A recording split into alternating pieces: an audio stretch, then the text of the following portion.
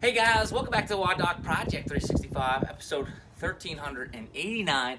Guys, if you're following along on YouTube, please jump on over to thewoddoc.com. Check out all of our full-length episodes. That's where we house them.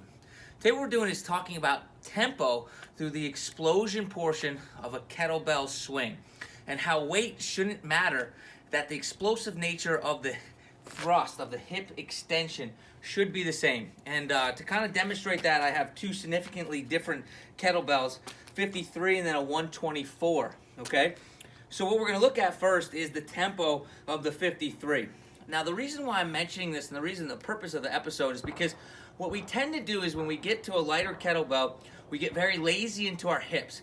And when we get lazy into our hips, when we don't explode through our hips, we're not getting glute activation, which isn't stabilizing our pelvis, and that's going to increase wear and tear on our back, okay? So if I'm going to do this kettlebell swing like I would at any other time, I'm going to give that same respect. Hips go back. I'm going to get into that kettlebell is going to be just a little bit away from me.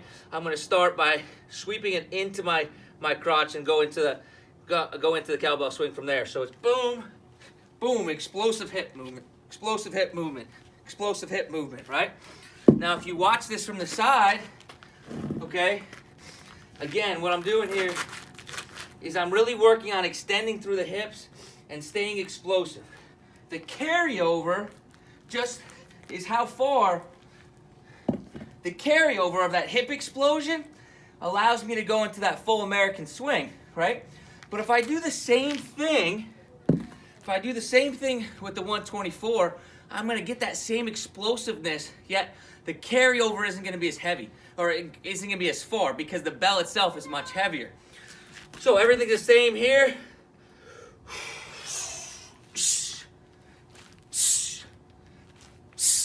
Right? So, still very explosive. I just didn't get it all the way up over the top of my head. Watch from the side.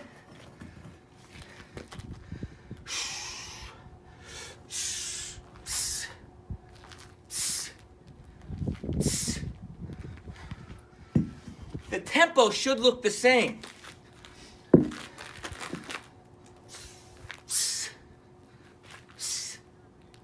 You can just see that the travel is so much farther.